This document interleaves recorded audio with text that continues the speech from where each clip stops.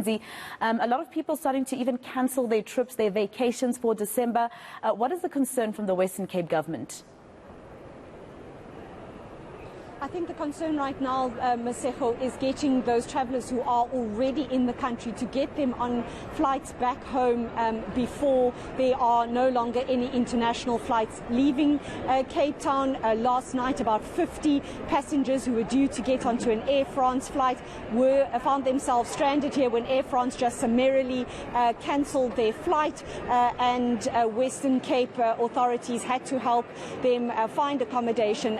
The flights that do leave here to the Emirates, to Qatar, to Addis Ababa, they only leave later this evening, so those desks are a little bit quiet at the moment. We probably expect them to come to the airport in the next few hours to try to make sure that they can get onto flights leaving South Africa before there are no more flights out of here. But just to discuss the impact that you mentioned previously there, Masego, on the Western Cape, this tourism season was really the hope that things would turn around, perhaps not a bumper season, but certainly they were hoping for better than last year. The CEO of Cape Town Tourism, Enver Dumini, with me. Thank you, Enver. You've been in meetings for the better part of the last 48 hours. You just got off the phone again. Lots to discuss. What are your key concerns with regard to this ban that's just been instituted from the left field and without any warning? Yeah, Lindsay, I think it's difficult for us as the industry to deal with this again. It feels like a continuous roller coaster, and as you rightly said, is that we were quite hopeful and positive. We were turning a corner. International demand was picking up. Domestic demand was picking up again. Everyone was excited, and we were so looking forward to Black Friday sales. And now Black Friday is kind of a blight again on the tourism industry.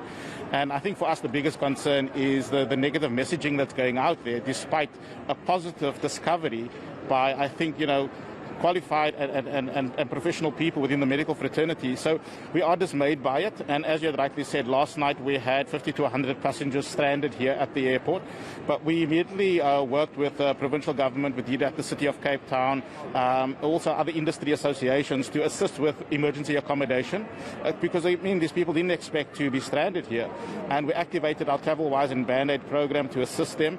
We managed to assist most of them, but I think our concern is for those people that are still wanting to come to the airport and get out, and our advice is make contact with the airline, because things are changing by the hour, and before you come out, make sure you then also negotiate with the accommodation provider where you're staying, that in the event you do decide to come out and your flight is cancelled, to at least that you know where you can go back to, and maybe also arrange the transfer with that hotel, because that's where we are. We want to assist the tourists to, of course, make sure they get home safely, but if not, we also want to look after them while they are in our destination. So this was really been a knee-jerk reaction, as you're saying, a positive discovery. Now South Africa bearing the brunt of it when this variant has also been discovered in other countries.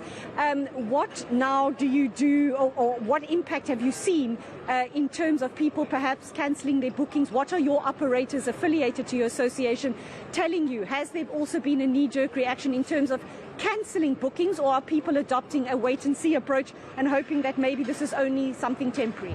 Yeah, so unfortunately we only have anecdotal information from those who we've spoken to over the last 48 hours. But most of them have said that it's been immediate cancellations, of course, early cancellations, people deciding to cut their stay short.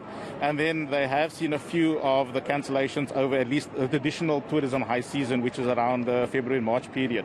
So we're also seeing that there is a wait-and-see approach. But I think everybody's trying to, again, deal with the shock of reassessing everything right now.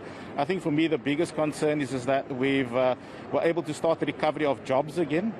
And a lot of people had given up, of their time, and some people have used their lost savings to open up their business, to employ their old staff, and now having to go back into Christmas and say, look here, again, we don't have jobs. And I think for me that is the saddest part of it. The President convening his coronavirus command council on an urgent basis today. What concerns do you have in terms of decisions that might come out of that meeting that could further spell disaster for the tourism industry? So what we do is, and what has happened within the last 48 hours, is the MMC for tourism in Cape Town, Alderman Force, has called together what we call our COVID response team. And what we've effectively done is that we actually have got contingency plans in place, so that in the event that the President does make a decision to do a lockdown, we will activate all of those protocols once again.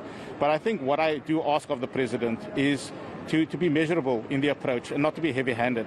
I think at the end of the day, we still have a domestic market. People are still wanting to travel, and we've just done research that says people want to travel, and we want people to get vaccinated. If we can get those two things right, and the President can take into consideration of saying, irrespective of what has happened internationally, he needs to take care of his citizens, and specifically this industry who's hardest hit by these lockdowns and these rash decisions.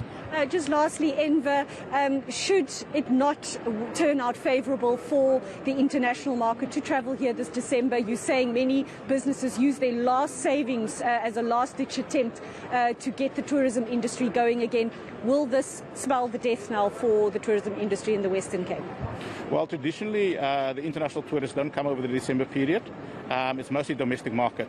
And I think if there is going to be a severe lockdown, the only thing we're asking for is allow at least for domestic travel, keep the beaches open, the simple things, because that allows, restaurants really look at that because we've got safety protocols in place.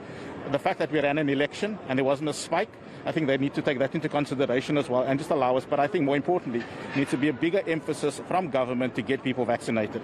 That's the only way we can curb these things and not make decisions that's going to affect us because there's a lack of will to want to get people vaccinated. Thank you very much for your time. Enver Dumini, the CEO of Cape Town Tourism. Masego, as you say, as I said there, fears that a lockdown could also further impact what is now already an unforeseen circumstance, an unforeseen knock to the tourism industry, and so appeals for the President to be measured in terms of what decisions government takes next in the wake of this travel ban, Masego. All right, Lindsay Dentlinger at the Cape Town International Airport. Let's leave it there for now.